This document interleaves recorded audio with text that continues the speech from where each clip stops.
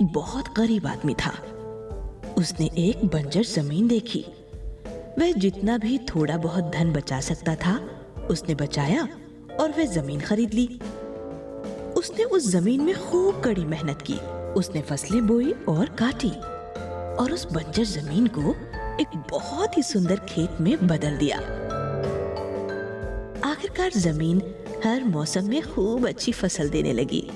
हर बार जब भी वह फसल काटता उसे बेच देता था और पैसे बचा लेता था।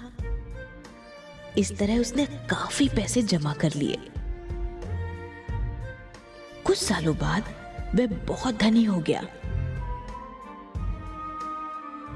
फिर उसने उस बचाए हुए पैसों से ढेर सारा सोना खरीद लिया और इस सोने को एक बक्से में डाल दिया। उसके बाद उसने इस सोने को अपने खेत में गाड़ देने का निश्चय किया।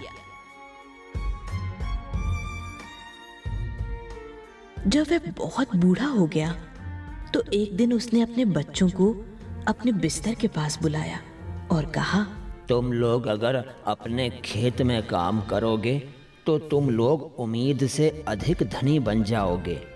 तुम लोग खेत में जरूर काम करना। और जब वह मर गया तो उसके बच्चों ने सोचा, इस पागल आदमी ने अपनी सारी जिंदगी खेत में ही गुजार दी, लेकिन हम लोग उसके जैसे नहीं हैं। हम लोग शहर जाएंगे, व्यापार करेंगे और बहुत कुछ करेंगे। फिर वे लोग जमीन छोड़कर शहर चले गए।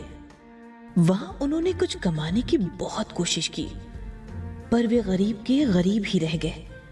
एक दिन एक आदमी आया। वह भी बहुत गरीब था। उसने उनसे पूछा, क्या आप अपना खेत मुझे बेचेंगे? मेरे पास ये बहुत ही थोड़े से पैसे हैं। बड़े बेटे ने कहा, कुछ नहीं होने से तो थोड़ा ही पैसा होना बेहतर है, इसलिए हाँ, तुम खेत ले सकते हो। और उन्होंने वह खेत बेच दिया। फिर उस आदमी ने खेत में खूब मेहनत की। और आप सोचिए फिर क्या हुआ होगा।